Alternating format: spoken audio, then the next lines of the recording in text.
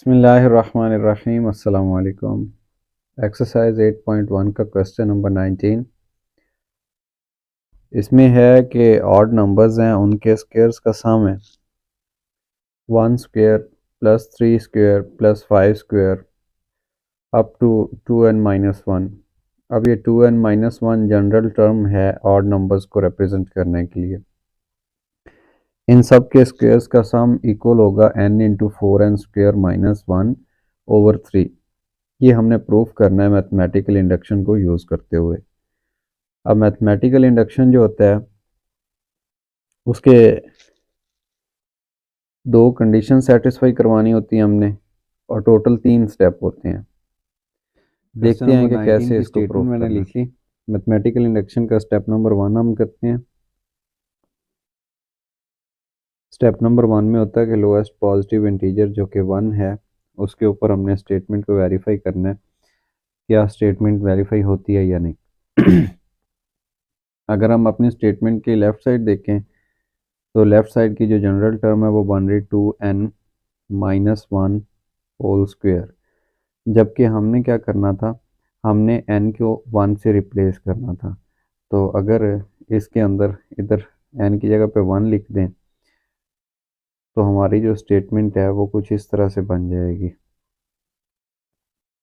1 into 4 into 1 minus 1/3।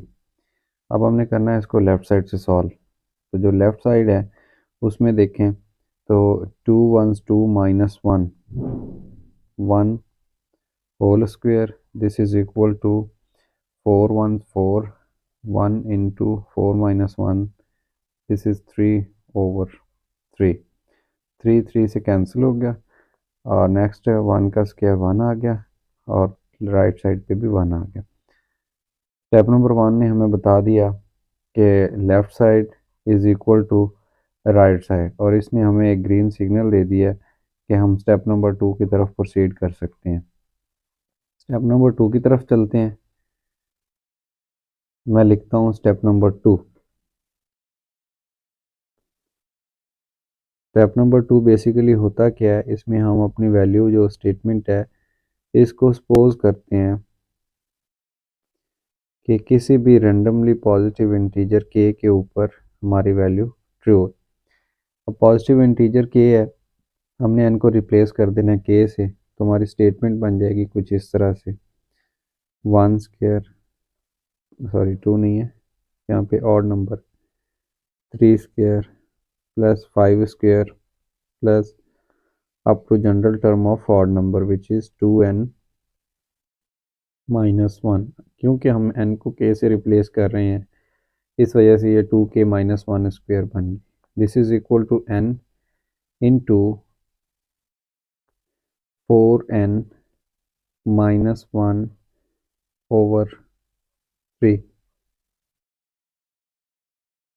n square है। तो ये हमारी स्टेटमेंट बन गई जो कि सपोज की है हमने कि पॉजिटिव इंटीजर k के ऊपर ट्रू है। 2 स्टेप हम कंप्लीट कर चुके हैं। स्टेप नंबर 3 हम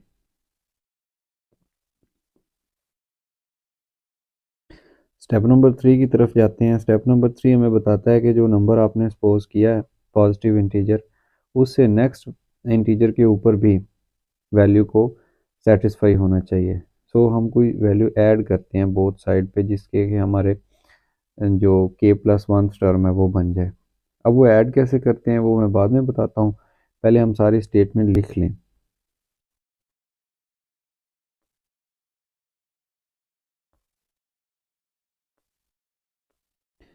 तो ये था जी 2k-1 स्क्वायर k टर्म के लिए, जबकि हमने k+1 के लिए फाइंड आउट करना है। तो अब हम करेंगे क्या कि जस्ट ये जो जनरल टर्म थी 2, इसमें k की जगह पे k+1 पुट कर देंगे। ये हमने यहाँ काम कर रहे हैं जी।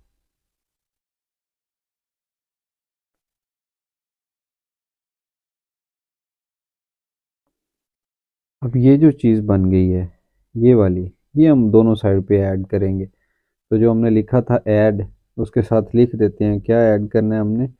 हमने ऐड करना है जी टू इंटू के plus one minus one on both sides, on both side, दोनों साइड पे हमने ऐड करना है। लेफ्ट साइड पे तो ये ऐड हो गया, राइट साइड पे हम ऐड करेंगे। कैसे राइट साइड पे ऐड करेंगे कि राइट साइड पे जो पहली वैल्यू थी ऑलरेडी जो मौजूद, वो थी के into 4k² minus one over 3। अब चूंकि हम ऐड कर रहे हैं बोथ साइड पे, क्या ऐड करना है हमने हमने ऐड करना था, एक्सक्यूज मी, 2 × k+1 -1, ये हमने दोनों साइड पे ऐड करना था। इधर ब्लू कलर में ऐड कर दिया मैंने। अब जो लेफ़्ट साइड है उसको तो हमने सॉल्व नहीं करना, बट राइट साइड को सॉल्व करना है। तो राइट साइड में फ्रैक्शंस हैं, एलसीएम इसका 3 आ गया। 3 के ऊपर जो है डिनोमिनेटर वो है के into 4k² -1 as it is आ गया। जबकि ये दूसरी जो फ्रैक्शन थी उसके डिनोमिनेटर में 1 था, तो ये 3 मल्टीप्लाई हो जाएगा, 3 मल्टीप्लाई होएगा 2k+1 -1। ये ब्रैकेट ज़रा नीचे आ गई है, ये एक्चुअल में ऊपर है। अब हम इसको सॉल्व करेंगे। This is 3। अब ये जो डिस्ट्रीब्यूट कर रहा है के, इनको अंदर मल्टीप्लाई करते हैं और फिर मल्टीप्लाई करने के बाद हम इसको मज़ीद सिंप्लीफाई करेंगे और देखेंगे कि ये कैसे सिंप्लीफाई हो रहा है।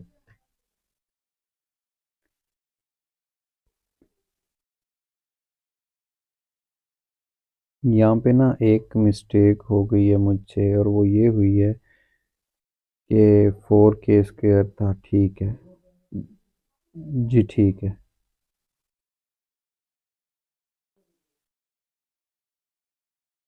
ये ना थोड़ा सा मुझे लग रहा है, हाँ ये देखे ना कि ये जो ये जनरल टर्म थी इसकी पावर में 2 भी है, तो 2k-1² ये आ गया, ठीक है। बट ये जो nth टर्म हमने, ये जो k+1 टर्म बनाई है, 2 × k+1, ये ठीक लिख लिया, -1 भी ठीक लिख लिया। इसके ऊपर यहाँ पे 2 आता था जो मिस कर गए हैं, यानी ये स्क्वायर भी बोथ साइड पे ऐड करना है ऐसे। अब हम देखते हैं कि मज़ीद कैसे सॉल्व होगा। मज़ीद ये हो जाएगा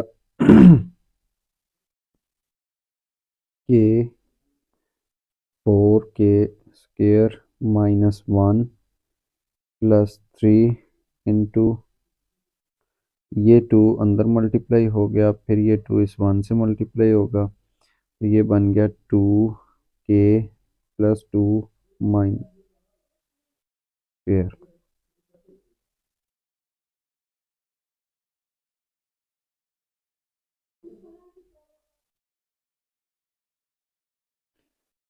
तो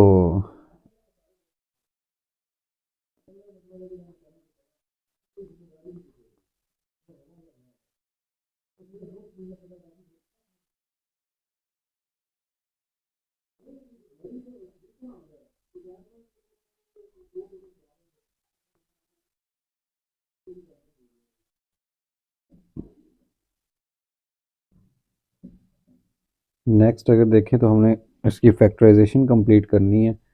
ये के था, और ये जो अंदर नज़र आ रहा है ना 4, इस 4 को हम लिख सकते हैं 2, और के को लिख सकते हैं ऐसे ऐसे 1 को भी स्केयर की फॉर्म में लिख सकते हैं, +3 है, और ब्रैकेट के अंदर है 2k+1² / 3।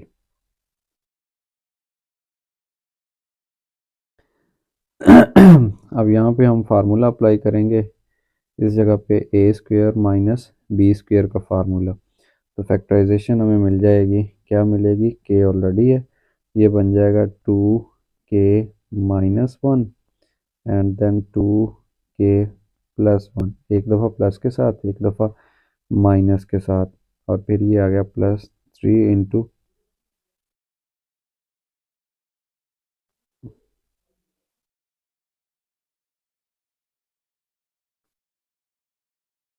और ये अब हो गई इसकी फैक्टराइजेशन।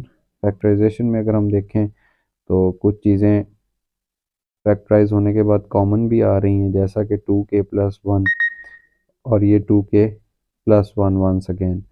यहाँ पे पावर इसकी 1 है, यहाँ पे इसकी पावर 2 है। 2k+1 कॉमन आ जाएगा और बाकी जो वैल्यूज़ रह जाएंगी उनको हम अंदर रख देंगे। कैसे?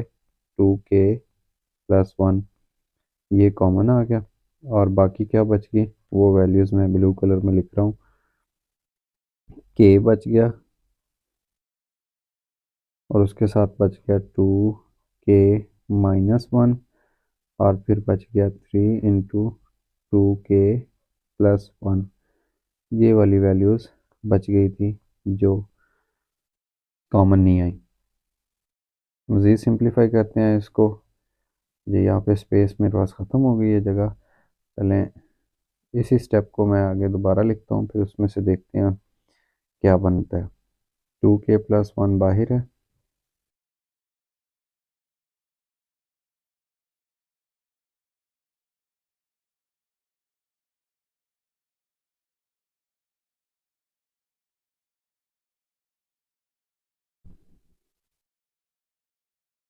और k × 2k-1।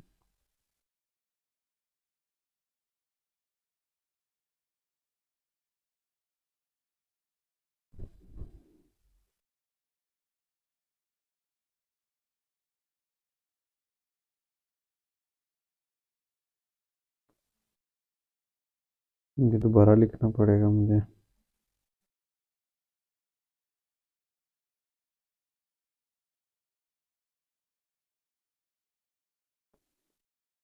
2k-1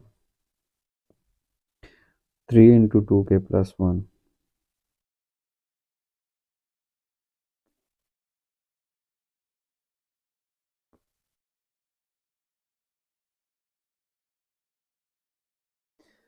अब 2k+1 तो कॉमन आ गया, बट जो अंदर है इनको हम डिस्ट्रीब्यूट कर रही हैं वैल्यूज़, इनको अंदर मल्टीप्लाई करेंगे और देखते हैं कि ये फैक्टर कैसे क्वाड्रेटिक इक्वेशन बनती है। तो अगर मैं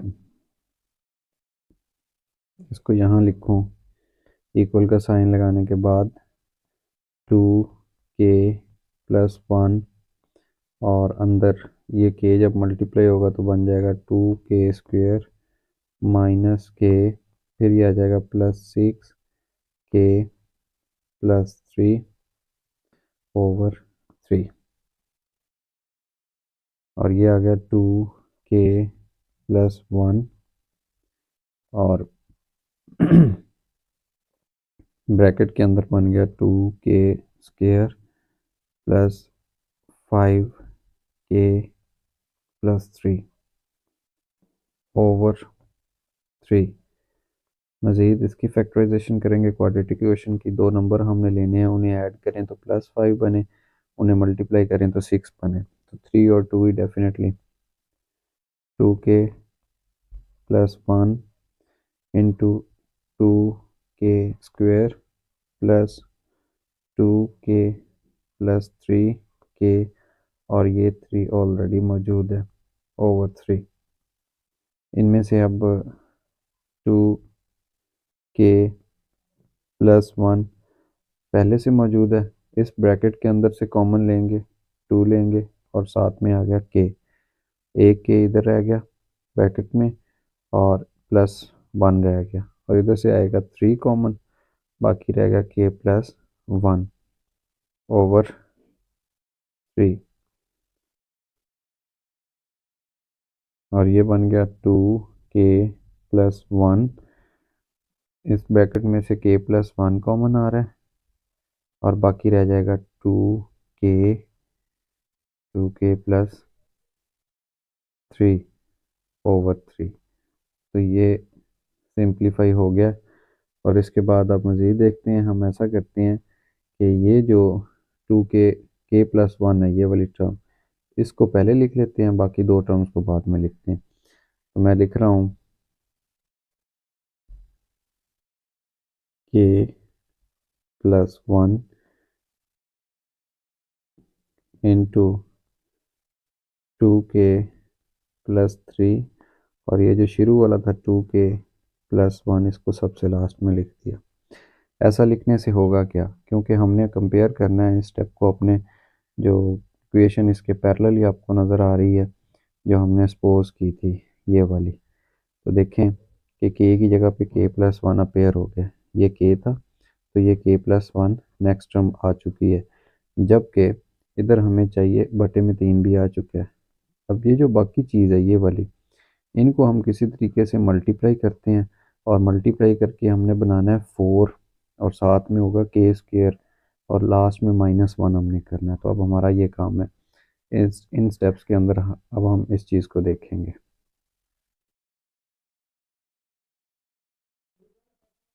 k+1 एज इट इज़ आ गया और ये जो चीज़ है इसको हम एक ब्रैकेट के अंदर मल्टीप्लाई करते हैं।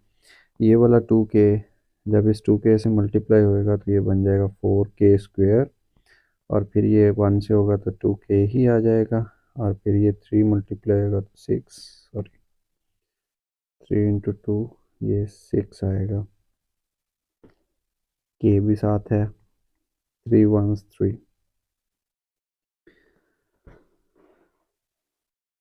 अब हम ऐसा करते हैं कि इन दो टर्म्स को अगर ऐड करें ये वाली बिकॉज बोथ आर k, सो ये एक क्वाड्रेटिक इक्वेशन बन जाएगी जो कि इस तरह की होगी k+1 ऑलरेडी और ये बन गया 4k² + 8k। अब ये जो +3 है ना इसको मैं इवन नंबर में कन्वर्ट कर देता हूँ, यानी इसकी जगह पे +4 लिख देता हूँ और ये -1 लिख देता हूँ। अब ये -1 क्यों लिखता हूँ, क्योंकि थोड़ी देर पहले हमने देखा कि हमें साथ ब्रैकेट के अंदर -1 भी चाहिए, उस स्टेप के अंदर देखा जहाँ पे हमने सपोज किया था। अच्छा जी, अब एक बात और इंटरेस्टिंग कि ये जो चीज़ बन चुकी है ये वाली 4 लगाने से इनमें से 4 कॉमन आ रहा है, हम 4 को कॉमन ले लेते हैं, ये वाला काम इसमें से 4 कॉमन आ जाएगा। 4 कॉमन आने से क्या बन जाएगी, इसकी शेप कुछ इस तरह से बन जाएगी k+1 इंटू ये 4 और उसके बाद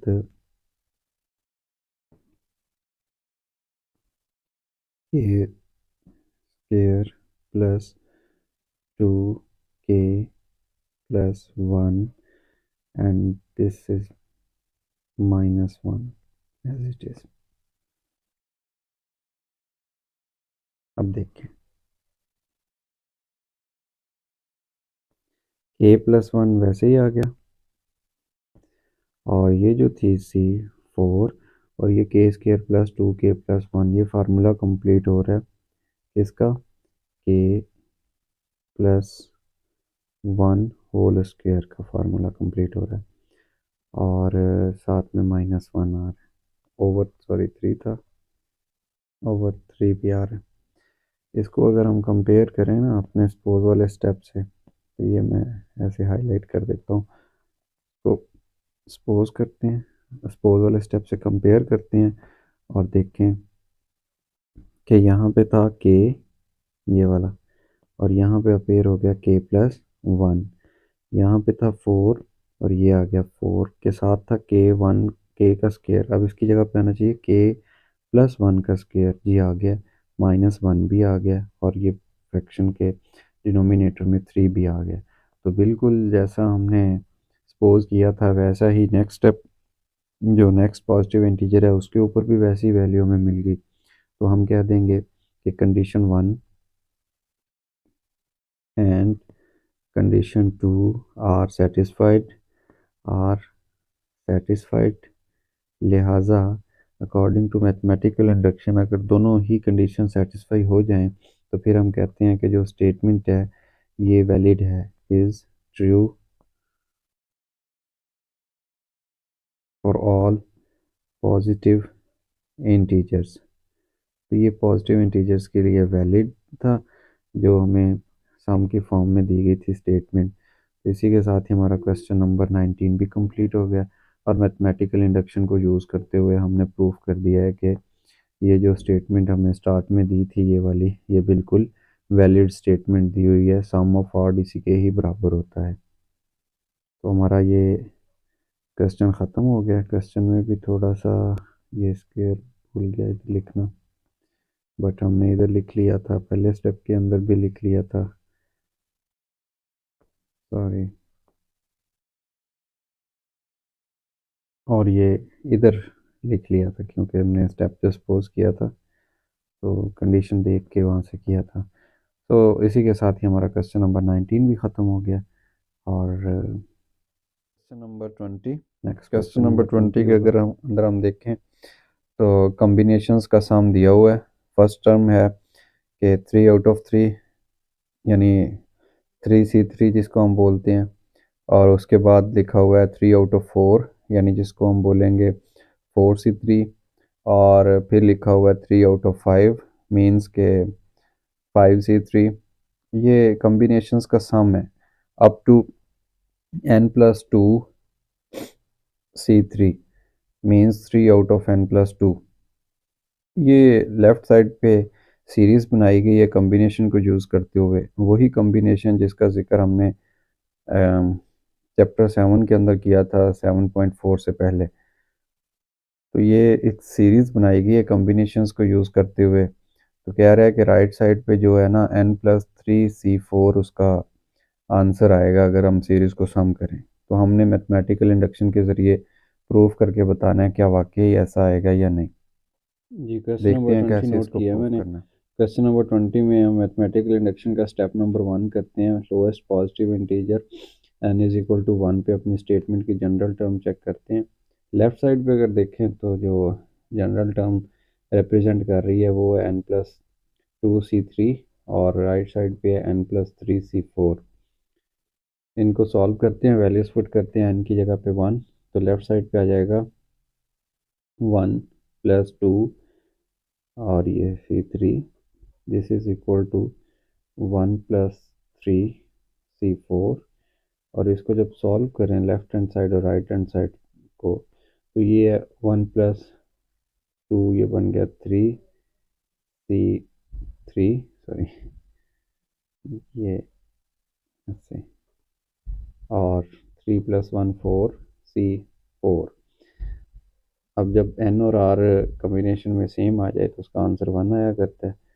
हम कैलकुलेटर की मदद से भी वेरीफाई कर सकते हैं। सो लेफ्ट हैंड साइड का आंसर आ गया 1 और राइट हैंड साइड का आंसर आ गया 1। लेफ्ट हैंड साइड इक्वल आ गई राइट हैंड साइड के। So we can say that step number 1 is verified and now we have to proceed towards step number 2। Step number 2 क्या है? Step number 2 जनाब हमें ये बताता है कि हमने अपनी जो वैल्यू है उसको किसी भी पॉजिटिव इंटीजर के ऊपर, रैंडम है के कोई भी, उसके ऊपर हमने अपने स्टेटमेंट को सपोज करना है। तो मैं लिख रहा हूँ स्टेप नंबर 2, सपोज करना है अपनी स्टेटमेंट को। Suppose n is equal to any positive integer के, रैंडम, कि हमारी वैल्यू इस पॉजिटिव इंटीजर के ऊपर वैलिड है, हमने सपोज करना है। अब कैसे सपोज करेंगे, सारी स्टेटमेंट को दोबारा लिखते हैं। स्टेटमेंट क्या थी? स्टेटमेंट थी 3C3, फिर थी +4C3 +5C3 up to n+2C3, and this is equal to n+3C4। अब ये जो n है, n को k से रिप्लेस कर देता हूँ, इधर भी k से रिप्लेस कर देता हूँ, और ये आ गई हमारी इक्वेशन नंबर 1 जो कि हमारी सपोजिशन है। अब हमने स्टेप नंबर 3 के अंदर k से नेक्स्ट टर्म k+1 के ऊपर चेक करना है कि हमारी स्टेटमेंट ट्रू बनती है या नहीं। तो हम स्टेप नंबर 3 की तरफ जाते हैं। स्टेप नंबर 3 हमें बताता है कि जो k था, k से नेक्स्ट टर्म k+1 तक हमने इसको टर्म को ऐड करना है। तो क्या करेंगे, दोनों साइड में हम कोई एक टर्म ऐड करेंगे जो k+1 तक हमें ले जाएगी। और वो कैसे बनेंगी, उसके लिए हम लिखते हैं 3C3 +4C3 +5C3 plus up to, ये तो पहले से ही है ना, के प्लस 2c3, जबकि हम ऐड कर रहे हैं इससे नेक्स्ट टर्म। तो नेक्स्ट टर्म के लिए हम क्या करेंगे, हम लिखेंगे, ऐड करेंगे प्लस, और क्या ऐड करेंगे, के की जगह आ जाएगा के प्लस 1, और ये वाला 2 पहले से मौजूद है, और ये 3, तो ये आ गया ऐसे। ये जो टर्म बन गई है ये वाली, ये हमने बोथ साइड पे ऐड करनी है। तो इसको मैं लिख देता हूँ, ऐड के plus 1 plus 2c3 on both side, on both side, दोनों साइड पे हमने ऐड करना है। लेफ्ट साइड पे तो ऐड हो चुका है, राइट साइड पे ऐड करते हैं और फिर उसी राइट साइड को हम सॉल्व कर लेते हैं। राइट साइड पे देखेंगे पहले से मौजूद वैल्यू कौन सी है। पहले तो हम लिखते हैं कि राइट साइड तो जो पहले वैल्यू थी वो थी के प्लस 3c4। अब हम ऐड कर रहे हैं बोथ साइड। क्या ऐड कर रहे थे हम ऐड कर रहे थे के प्लस 1 प्लस 2c3, ये चीज़ ऐड कर रहे हैं। अब हमने राइट साइड को सॉल्व करना है, लेफ़्ट को वैसे छोड़ देना है और फिर कंपेयर करेंगे अपने स्टेप नंबर 2 के साथ। तो सॉल्व करते हुए अगर हम देखें तो ये बन गया के प्लस 3c4, और ये बन गया के 1 प्लस 2, ये भी 3 बन गया, और c3 बन गया। अब इसको मज़ीद देखें तो यहाँ पे कम्बिनेशन के फार्मूला यूज़ हो रहा है। कम्बिनेशन के फार्मूला थोड़ा सा रिवाइज़ करते हैं, और वो डिपेंड कर रहा है इसके ऊपर, आर के ऊपर, ये जो आर होती है ना इसके ऊपर। अब कम्बिनेशन का फार्मूला था, मैं रेड कलर में लिखता हूँ यहाँ पे,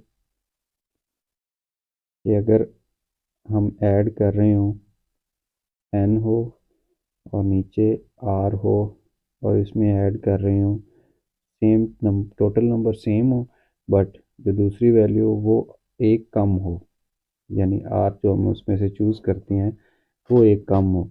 इस तरह के अगर दो कॉम्बिनेशंस का सम आ रहा हो तो वो इक्वल होता है। ये सम का फार्मूला प्रूव भी किया था चैप्टर नंबर 7 के अंदर कॉम्बिनेशन पढ़ते हुए। तो ये ऐड होके बन जाता है, टोटल नंबर जो होते हैं वो एक इंक्रीज़ हो जाता है, यानी n+1 बन जाता है, और जो नीचे आ रहा है ये अब हम इस फार्मूले को अप्लाई कर रहे हैं। तो फार्मूले को अगर देखें तो ये बिल्कुल यही फार्मूला इसके ऊपर फिट हो रहा है कम्बिनेशंस के सम का।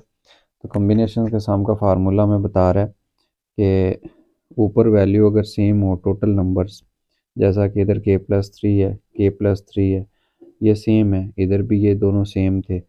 जब इन्हें ऐड कर रहे होते हैं तो ये एज इट इज़ आ जाया करते हैं, और इसमें एक ऐड होता है, ये एज इट इज़ आ गया k+3, और इसमें एक ऐड हो गया। जबकि जो नीचे है ये वाले जो हमने खुद से चूज़ किए हैं टोटल नंबर्स में से, इनमें से एक जो बड़े वाला होता है वो नीचे आ जाया करता है शॉर्ट, ये शॉर्ट वे है जनाब, इधर 4 आ गया।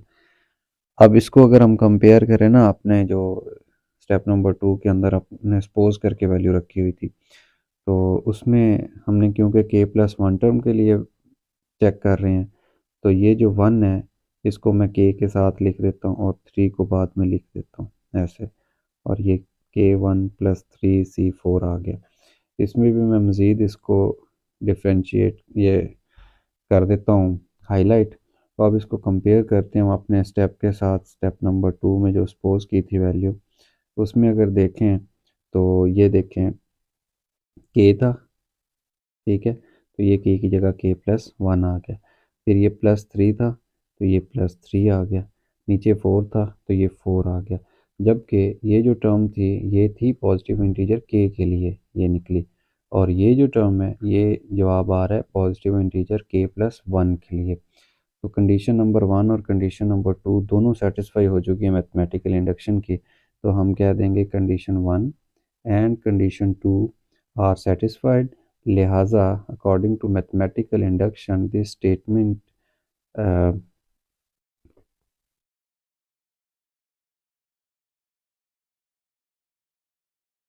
this statement for positive integer is true। N कोई भी अगर पॉजिटिव इंटीजर होगा तो ये वाली स्टेटमेंट बिल्कुल ट्रू होगी और ये प्रूफ हो चुका है अकॉर्डिंग टू मैथमेटिकल इंडक्शन। इसी के साथ ही हमारा क्वेश्चन नंबर 20 भी ख़त्म हो गया कि जिसको हमने 3 स्टेप के अंदर मैथमेटिकल इंडक्शंस को यूज़ करते हुए प्रूफ कर लिया। और आज का हमारा लेक्चर क्वेश्चन नंबर 19 और 20 के साथ ख़त्म हुआ।